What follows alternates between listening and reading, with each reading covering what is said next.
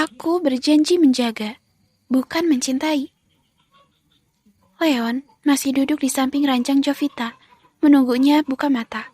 Tetapi ia sudah beberapa menit di sana, Jovita belum mau membuka mata. Leon memilih duduk di sofa, matanya menatap pemandangan dari jendela ruangan. Jovita berpikir Leon sudah pergi. Ia membuka matanya. Lehernya masih dipakai alat penyangga agar tidak gerakan.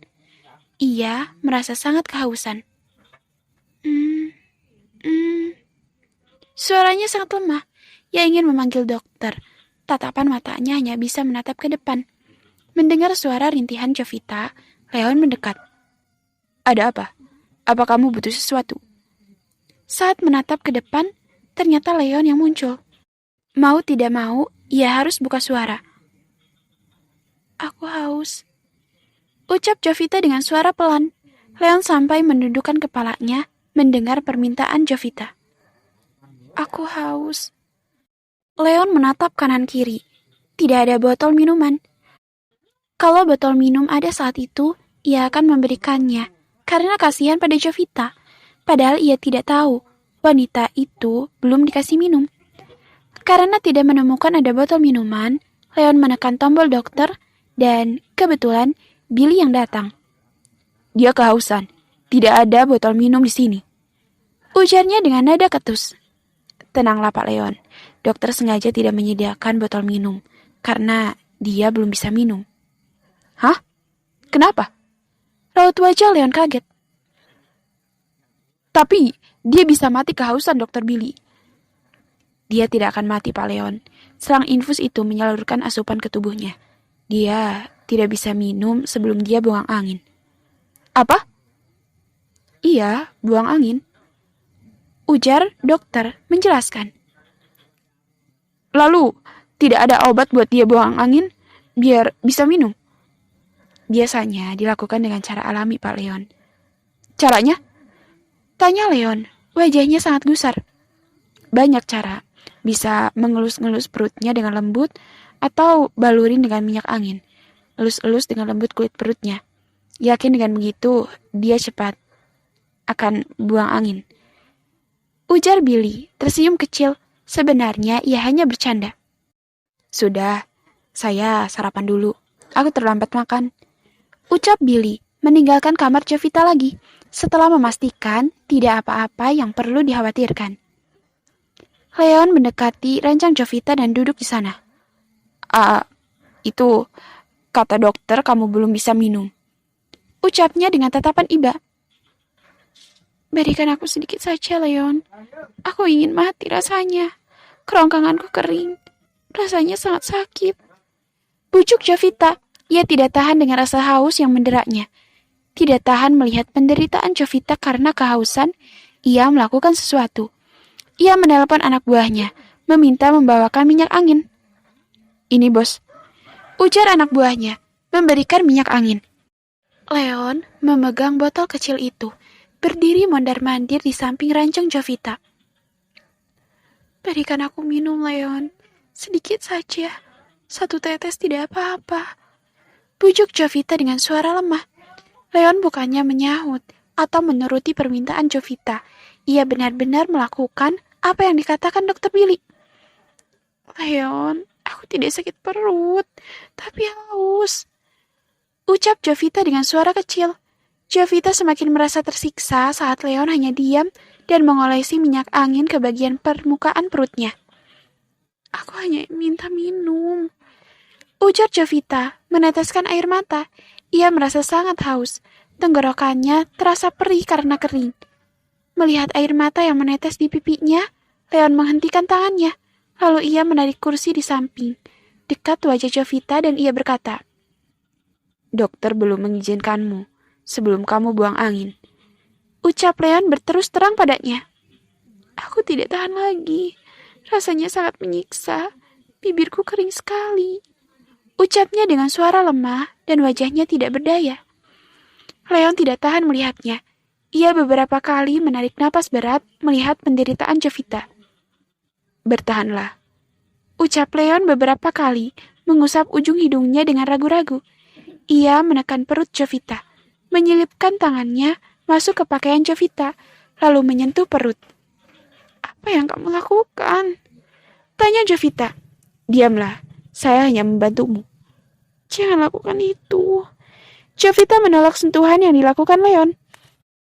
Ia tidak peduli dengan penolakan yang dilakukan Jovita. Ia mengusap perut Jovita dengan gerakan tangan ke atas dan ke bawah. Dengan sangat lembut sesekali, ia menekan. Ia hanya bisa menelan salivanya dengan susah payah saat tangannya menyentuh kulit halus yang sangat lembut dari perut rata Jovita. Awalnya Jovita merasa risih dengan apa yang dilakukan Leon, tetapi lama-kelamaan ia merasa nyaman dan menutup matanya kembali, melupakan rasa haus itu. Leon masih menatap wajah Jovita dengan tatapan yang sendu, meneliti wajah Jovita, menatapnya dengan tatapan dalam. Mata indahnya dibubuhi bulu mata yang sangat lentik. Akhirnya tertutup sempurna. Leon masih menatap wajah Jovita, begitu dalam dan sangat dalam. Menelitinya wajah cantik itu, inci demi inci. Tatapan matanya berakhir di bibir mungil berwarna pudar itu. Bibir Jovita kering dan pecah-pecah. Leon menarik napas berat untuk kesekian kalinya. Leon membuang napas berat lagi.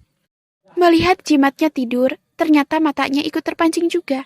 Ia merebahkan kepalanya di samping tubuh Jovita. Ia akhirnya ikut tidur, menyandarkan wajah tampannya di samping dan satu tangan masih melekat di atas perut Jovita. Mereka berdua tertidur pulas. Saat Riko ingin memberi laporan, ia terpaku di pintu dengan senyuman yang mempesona. Melihat sang bos ikut tertidur, ia balik badan, tidak ingin membangunkan Leon. Sekitar 30 menit lagi, Dr. Billy datang lagi. Ingin melihat keadaan Jovita. Ini kedatangannya yang kedua kali saat Leon tertidur. Billy masih berdiri di depan pintu, menatap serius pada tangan Leon yang menempel di perut Jovita. Apa yang dilakukan Leon membuat dokter bermata sipit itu mengangkat satu alis matanya. Terlihat terkejut. Dokter Billy menatap dalam pada Leon. "Perhatian apa yang kamu berikan pada gadis muda itu? Apa benar hanya rasa simpati? Atau kamu memang mencintainya?" tanya Billy dengan suara pelan. Billy berjalan menuju ranjang. Naluri kewaspadaan Leon sangat tinggi. Saat ada suara kaki berjalan ke arahnya, berjalan pelan, ia langsung membuka mata. Sebelah tangannya ia arahkan ingin memegang gagang pistol. Ia selalu bersikap waspada.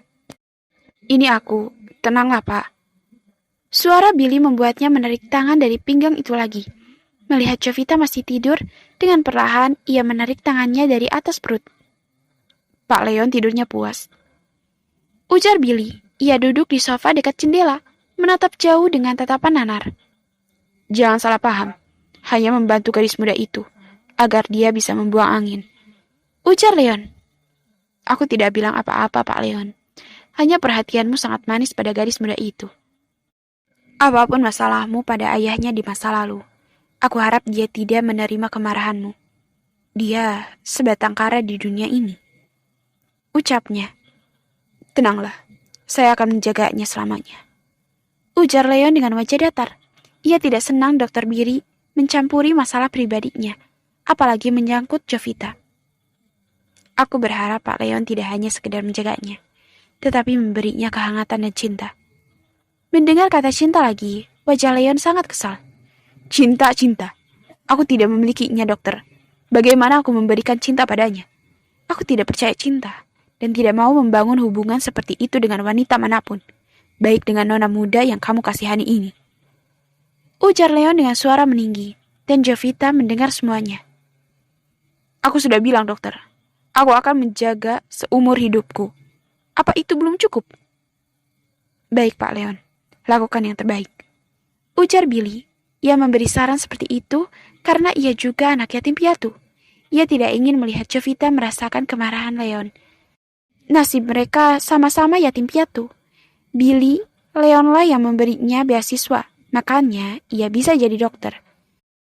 Leon menganggapnya sudah seperti teman, maka dari itu dokter Billy berani memberinya masukan. Billy memilih meninggalkan ruangan Jovita setelah Leon mengamuk karena ia memintanya. Jangan sekedar hanya menjaganya, tapi memberinya tempat yang hangat dan cinta. Leon masih berdiri menatap kosong ke arah luar. Saat itulah suara bunyi gas dari perut Jovita terdengar.